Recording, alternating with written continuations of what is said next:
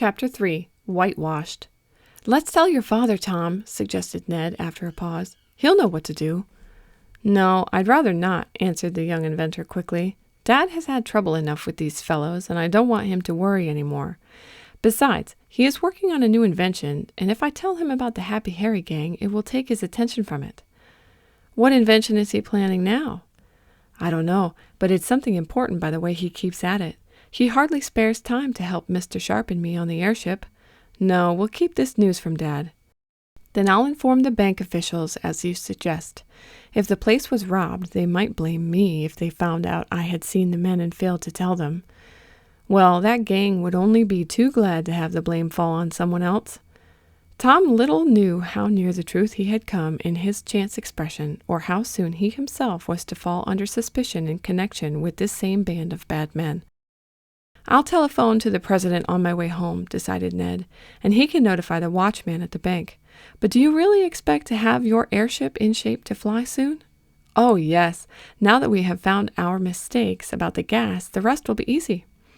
"I think I'd like to take a trip in one myself, if it didn't go too high," ventured Ned. "I'll remember that when we have ours completed," promised his chum, "and I'll take you for a spin." The boys talked for perhaps an hour longer, mostly about the airship, for it was the latest mechanical affair in which Tom was interested, and naturally foremost in his thoughts. Then Ned went home first, however, telephoning from Tom's house to the bank president about having seen the suspicious men. That official thanked his young employee and said he would take all necessary precautions. The telephone message was not sent until Mr. Swift was out of hearing, as Tom was determined that his father should have no unnecessary worry about the unscrupulous men. As it was, the news that the gang was out of jail had caused the aged inventor some alarm. It was not without some anxiety that Tom arose the next morning, fearing he would hear news that the bank had been broken into, but no such alarming report circulated in Shopton. In fact, having made some inquiries that day of Ned, he learned that no trace had been seen of the mysterious men. The police had been on the lookout, but they had seen nothing of them. "Maybe, after all, they weren't the same ones," suggested Ned when he paid Tom another visit the next night. "Well, of course it's possible that they weren't," admitted the young inventor. "I'd be very glad to think so. Even if they were, your encounter with them may have scared them off, and that would be a good thing." The next 2 weeks were busy ones for Tom and Mr. Sharp, aided occasionally by Mr. Swift, and with Garrett Jackson, the engineer, to lend a hand whenever needed. The aeronaut and the owner of the Speedy Arrow made considerable progress on their airship. "What is your father so busy over?" asked Mr. Sharp one day when the new aluminum gas holder was about completed. "I don't know," answered Tom with a somewhat puzzled air.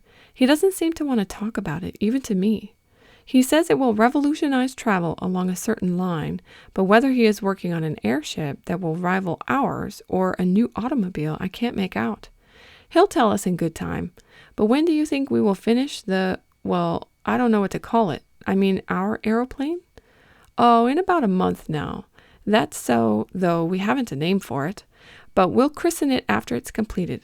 Now, if you'll tighten up some of those bolts, I'll get these gas-generating apparatus in readiness for another test." A short description of the new airship may not be out of place now. It was built after plans Mr. Sharp had shown to Tom and his father soon after the thrilling rescue of the aeronaut from the blazing balloon over Lake Carlopa. The general idea of the airship was that of the familiar aeroplane, but in addition to the sustaining surfaces of the planes, there was an aluminum cigar-shaped tank holding a new and very powerful gas, which would serve to keep the ship afloat even when not in motion. 2 sets of planes, one above the other, were used, bringing the airship into the biplane class. There were also 2 large propellers, one in front and the other at the rear. These were carefully made of different layers of wood, built up, as they are called, to make them stronger. They were 8 feet in diameter and driven by a 20-cylinder air-cooled motor whirled around at the rate of 1,500 revolutions a minute. When operated at full speed, the airship was capable of making 80 miles an hour against a moderate wind.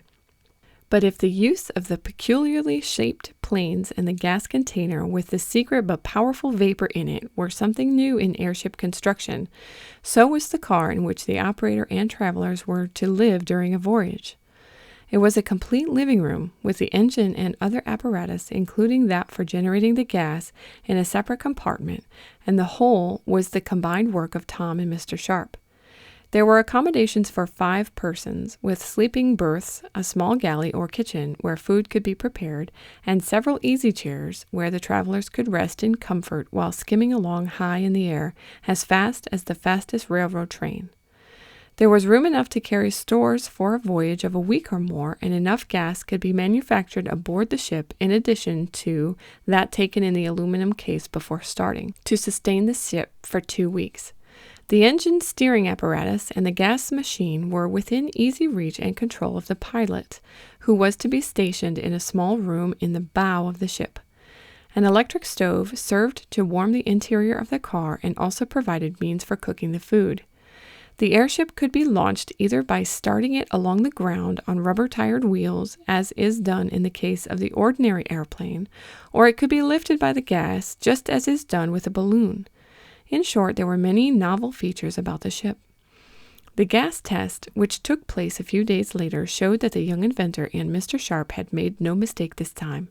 No explosion followed, the needle valve controlling the powerful vapor perfectly. "Well," remarked Mr. Sharp one afternoon, "I think we shall put the ship together next week, Tom, and have a trial flight.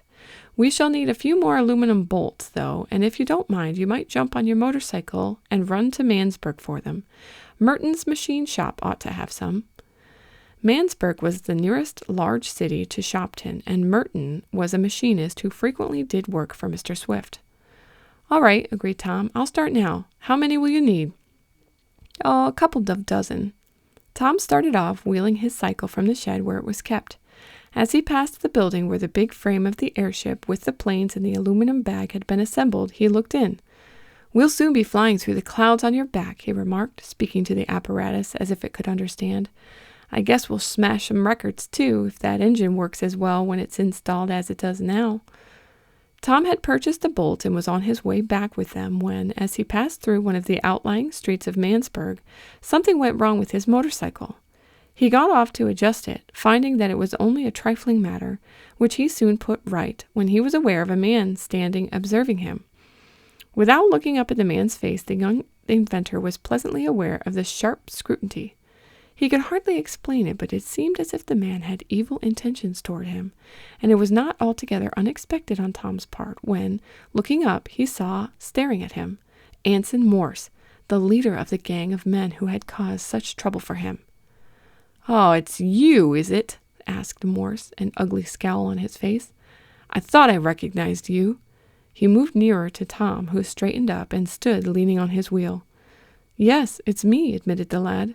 "I've been looking for you," went on Morse. "I'm not done with you yet, nor your father either." "Aren't you?" asked Tom, trying to speak coolly, though his heart was beating rather faster than usual.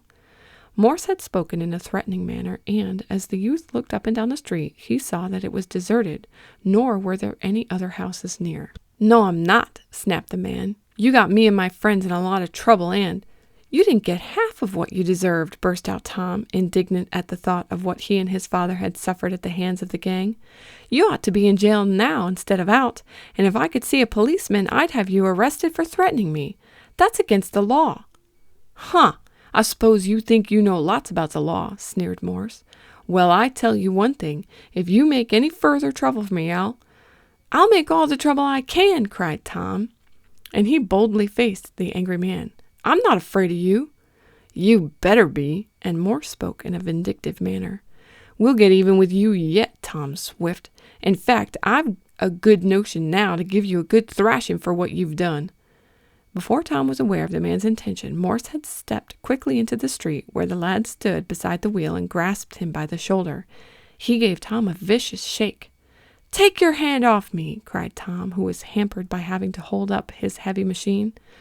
"I will when I've given you what I owe you," retorted the scoundrel. "I'm going to have satisfaction now if I never—" At that instant there came from down the street the sound of a rattling and bumping. Tom looked up quickly and saw approaching a rattle-trap of a wagon drawn by a big, loose-jointed mule, the large ears of which were flapping to and fro. The animal was advancing rapidly in response to blows and words from the colored driver, and before the uplifted fist of Morse could fall on Tom's head, the outfit was opposite them. "Hold on dar, mister, hold on!" cried the colored man in the wagon. "What are you doing to my friend, Mr. Swift?" "None of your business," snapped Morse. "You drive on and let me manage this affair if you don't want trouble. Who are you, anyhow?" "Why, don't you know me?" asked the colored man, at whom Tom looked at gratefully. "It's Eradicate Sampson, and this here am my mule, Boomerang." "Whoa, Boomerang, I reckon you and I better take a hand in this here argument." "Not unless you want trouble," cried Morse. "I don't mind trouble, not in the leastest," answered Eradicate cheerfully. "Me and Boomerang has had lots of trouble. We used to it. No, Mr. Man, you better go and rob my friend, Mr. Swift, if you don't want no trouble your own self." "Drive on and mind your business," cried Morse, now unreasoningly angry. "This is my affair," and he gave Tom a shake. Our hero was not going to submit tamely, however. He had one hand free and raised to strike Morse, but the latter, letting go his hold on the lad's shoulder, grasped with that hand the fist which the young inventor had raised. Then, with his other hand, the scoundrel was about to hit Tom. "Break away from him, Mr. Swift," directed the colored man. "You can't fight him, then." "I guess he'll have his own troubles doing that," sneered Morse. "Not if I help him," answered Eradicate promptly, as he climbed back off the seat into the body of his ramshackle vehicle. "Don't you interfere with me," stormed the man.